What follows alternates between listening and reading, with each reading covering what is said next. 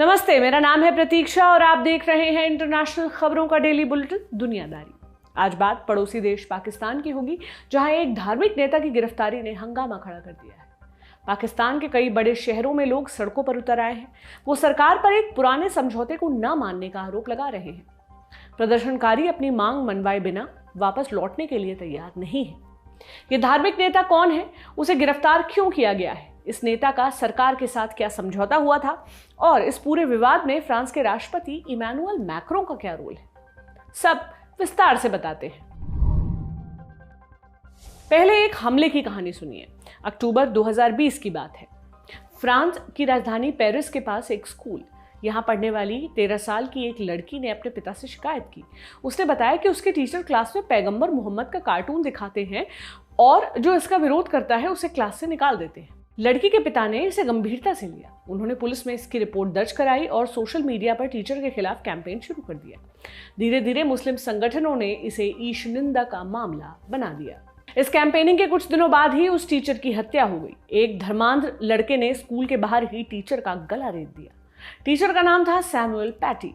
हमलावर अब्दुल्लाह ओनजेरोव चेचेन मुस्लिम का था। वो रेफ्यूजी बनकर फ्रांस में आया था। पैटी से उसकी कोई पहचान नहीं थी। उसने सोशल मीडिया पर पोस्ट पढ़ा और बदला लेने के लिए पागल हो गया। हत्याकांड के कुछ मिनटों के बाद ही पुलिस ने अब्दुल्लाह को मार गिराया। सैमुअल पैटी की हत्या ने पूरे फ्रांस को झकझोर कर रख दिया। 2015 में शार्ली एब्दो अखबार के दफ्तर पर हुए हमले की कड़वी यादें एक बार फिर ताजा हो गई। उस हमले में 17 लोग मारे गए थे। शार्ली एब्दो ने कथित तौर पर पैगंबर मोहम्मद के विवादित कार्टून्स छापे थे। उस वक्त भी पूरा फ्रांस हमले के विरोध में खड़ा था। पुलिस ने कट्टर इस्लामिक नेताओं और संगठनों पर शिकंजा कसा। संदिग्ध लोगों पर सख्त कार्रवाई की गई। सैमुअल पैटी के मामले में भी वही प्रतिक्रिया देखी गई। राजधानी पेरिस समेत कई शहरों में लोगों ने जुलूस निकाले। वो पैटी की तस्वीरें और जेसुई सैमुअल यानी मैं भी सैमुअल वाली तख्तियां लेकर सड़कों पर जमा हुए। उन्होंने कट्टरता के खिलाफ अपनी आवाज बुलंद की। वे अभिव्यक्ति के अधिकार को सलामत रखने की मांग कर रहे थे। फ्रांस के राष्ट्रपति इमैनुअल मैक्रों ने भी यही राह पकड़ी। वो सैमुअल पैटी की हत्या से बेहद नाराज थे। मैक्रों ने पैटी को साइलेंट हीरो बताया। उन्होंने इस घटना के लिए कट्टर इस्लाम की जिम्मेदारी तय कर दी। मैक्रों ने कहा कि इस्लाम खतरे में है। उन्होंने ये भी कहा कि फ्रांस में ऐसे कार्टून्स दिखाए जाते रहेंगे और अभिव्यक्ति की आजादी को कमजोर नहीं पड़ने दिया जाएगा। सरकार ने पैटी को देश के सर्वोच्च नागरिक सम्मान लीजन d'honneur से भी सम्मानित किया। इसके अलावा फ्रांसीसी सरकार ने कट्टर इस्लाम के खिलाफ मोर्चा खोल दिया। जहर उगलने वाले नेताओं और उनके ठिकानों पर छापेमारी की गई। कई मस्जिदों पर ताला लगा दिया गया। इस बीच फ्रांस में छोटे मोटे आतंकी हमले होते रहे। जैसे जैसे हमलों की संख्या बढ़ी, फ्रांस ने कट्टर इस्लाम के खिलाफ चल रही कार्रवाई को और तेज कर दिया। इस प्रतिक्रिया से मुस्लिम देश बेहद गुस्सा हुए। उन्होंने राष्ट्रपति मैक्रों पर इस्लामोफोबिक होने का आरोप लगाया। कई मुस्लिम देशों में फ्रेंच प्रोडक्ट्स का बहिष्कार होने लगा। सोशल मीडिया पर मैक्रों के खिलाफ कैंपेन चलने लगे। नाराज तुर्की ने फ्रांस से अपना राजदूत वापस बुला लिया। गुस्सा तो पाकिस्तान में भी था। प्रधानमंत्री इमरान खान ने मैक्रों के बयान को इस्लाम पर हमला बता दिया। पाकिस्तान में मैक्रों के पुतले जलाए जाने लगे और फ्रेंच एम्बेसडर को देश से निकालने की मांग उठने लगी। पाकिस्तान ने राजदूत को निकाला, लेकिन फ्रांस के नहीं बल्कि फ्रांस से अपने राजदूत को। पाकिस्तान की नेशनल असेंबली ने एक प्रस्ताव पास करके अपने राजदूत को वापस बुलाने की मांग की। इस जल्दबाजी में वो ये बात भूल गए कि पिछले 3 महीनों से फ्रांस में उनका कोई राजदूत था ही नहीं। इस बात को लेकर पाकिस्तान सरकार की खूब किरकिरी भी हुई। नवंबर 2020 आते आते ये विरोध काफी बढ़ गया था। फ्रांस में कट्टर इस्लाम की लानत मलानत बढ़ने लगी। पाकिस्तानी पंजाब में बेस्ड एक पार्टी है, तहरीके लब्बैक पाकिस्तान यानी TLP। ये अगस्त 2015 में बनी थी। TLP की आइडियोलॉजी क्या है? कट्टर इस्लाम। उनका एक ही मकसद है, जो ईश निंदा यानी पैगंबर मोहम्मद की शान में गुस्ताखी करे उसे मौत की सजा दो। स्थापना के कुछ बरस भीतर ही उन्हें अच्छा खासा समर्थन भी मिलने लगा। जब मैक्रों के बयान पर बवाल मचा, TLP को बढ़िया मौका दिखा अपनी रीच बढ़ाने का। इस फिराक में TLP के हजारों समर्थक फैजाबाद को घेर कर बैठ गए।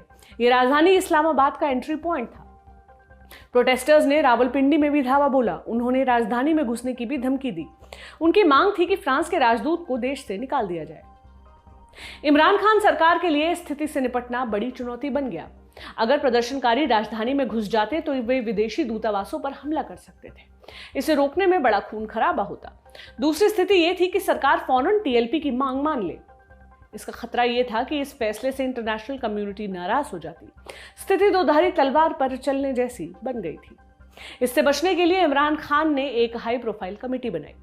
16 नवंबर 2020 को इस कमेटी ने टीएलपी की टॉप लीडरशिप से मुलाकात की। उनकी मीटिंग कई घंटों तक चली। इसमें कुल 4 बातों पर सहमति बनी। क्या क्या? पहला, फ्रांस के राजदूत को बाहर निकाला जाएगा। सरकार इस संबंध में संसद में प्रस्ताव पेश करेगी अगले 3 महीनों के भीतर। दूसरा, फ्रांस में पाकिस्तान का राजदूत नहीं नियुक्त किया जाएगा। तीसरा, सरकार के स्तर पर फ्रेंच प्रोडक्ट्स को बैन करना होगा। और चौथा, गिरफ्तार किए गए टीएलपी कार्यकर्ताओं को रिहा किया जाएगा और प्रदर्शन खत्म होने के बाद किसी पर भी कोई कार्रवाई नहीं की जाएगी। आंतरिक मामलों के मंत्री एजाज शाह और धार्मिक मामलों के मंत्री पीर नूरुल हक कादरी ने समझौते पर साइन किए। टीएलपी की तरफ से पार्टी के मुखिया खादिम हुसैन रिजवी ने रजामंदी दी। डील होते ही प्रदर्शन खत्म कर दिया गया। इस समझौते के 3 दिन बाद ही खादिम हुसैन रिजवी की मौत हो गई। खादिम हुसैन रिजवी के जाने के बाद टीएलपी की कमान उनके बेटे साद हुसैन रिजवी के पास आई। कमान भले ही बदल गई थी, लेकिन मांग कायम रही। जनवरी 2021 की शुरुआत में साद रिजवी ने सरकार का भ्रम खत्म कर दिया। 3 जनवरी को एक जनसभा में साद ने ऐलान किया, अगर आप अपना वादा भूल गए हैं तो हमारा इतिहास याद कर लीजिए। फ्रेंच राजदूत को बाहर निकालने के लिए आपके पास 17 फरवरी तक का समय है। फरवरी का महीना भी आ गया, मगर सरकार की तरफ से कोई हरकत नहीं दिखी। गुस्साए साद रिजवी ने महीने के अंत में बड़े प्रोटेस्ट का ऐलान कर दिया। तब जाकर सरकार को पुराने वादे की याद आई। एक बार फिर नुमाइंदे दौड़ाए गए। फिर से समझौता हुआ। इस बार नई डेडलाइन तय की गई, 20 अप्रैल की। वादा किया गया कि टीएलपी की मांग पर संसद में चर्चा कराई जाएगी। टीएलपी ने प्रोटेस्ट को मुलतवी कर दिया। इन सब की कहानी आज क्यों चर्चा में है? क्योंकि डेडलाइन की तारीख एकदम करीब आ चुकी है। उससे ठीक पहले टीएलपी के मुखिया साद हुसैन रिजवी को पुलिस ने लाहौर में गिरफ्तार कर लिया है। साद रिजवी एक जनाजा पढ़वा कर वापस लौट रहे थे, तभी उनकी कार को एलीट फोर्स की एक यूनिट ने रोक दिया। फिर साद को अपनी गाड़ी में बिठाकर ले गए। जैसे ही गिरफ्तारी का वीडियो सोशल मीडिया पर आया, हर तरफ हंगामा खड़ा हो गया। टीएलपी के नेताओं ने अपने समर्थकों को बाहर आने के लिए कहा। इसके बाद तो पाकिस्तान के सभी बड़े शहरों में प्रदर्शन होने लगे। प्रदर्शनकारियों ने मेन हाईवेज को जाम कर दिया। इससे सड़कों पर लंबा जाम लग गया। अस्पतालों में ऑक्सीजन सिलेंडर्स पहुंचने में देर हुई। इस वजह से मरीजों को दिक्कत का सामना करना पड़ा। कई जगहों से पुलिस पर पत्थरबाजी की रिपोर्ट भी सामने आई है। पुलिस ने जवाब में गोलियां चलाई। इस मुठभेड़ में अब तक 12 लोगों की मौत हो चुकी है, जबकि सैकड़ों की संख्या में लोग घायल हैं। इनमें कई पुलिस वाले भी शामिल हैं।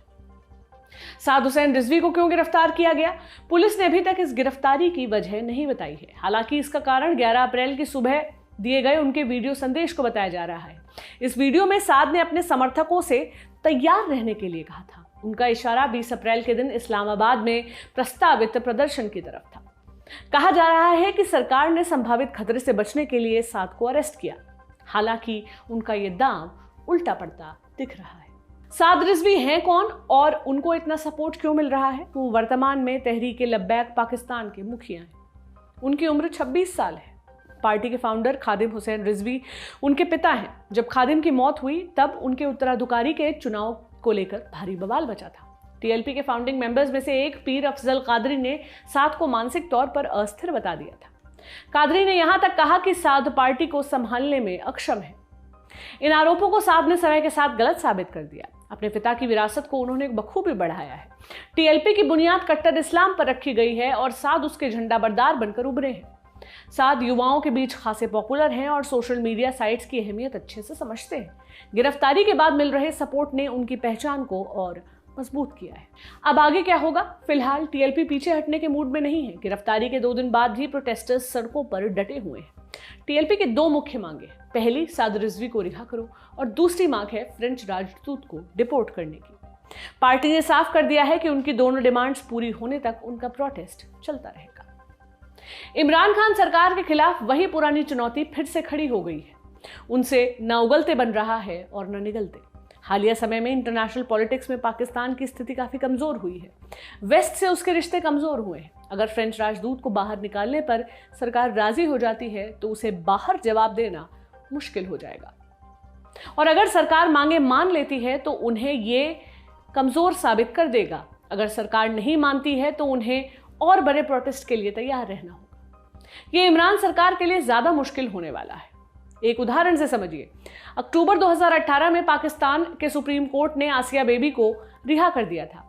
आसिया पर ईश निंदा का आरोप था। कोर्ट के फैसले के खिलाफ टीएलपी ने जबरदस्त प्रदर्शन किए। पुलिस ने उस वक्त टीएलपी के मुखिया रहे खादिम रिजवी को हिरासत में ले लिया, लेकिन कुछ ही घंटों बाद अपना मन बदल लिया। हिंसा बढ़ने के डर से खादिम रिजवी को ससम्मान रिहा करना पड़ा। यहां तक हुआ कि सरकार ने न्यूज साइट्स पर छपी हिरासत की खबरों को हटाने के लिए कह दिया। जानकारों की माने तो साद रिजवी को लंबे समय तक बंद रखना संभव नहीं होगा।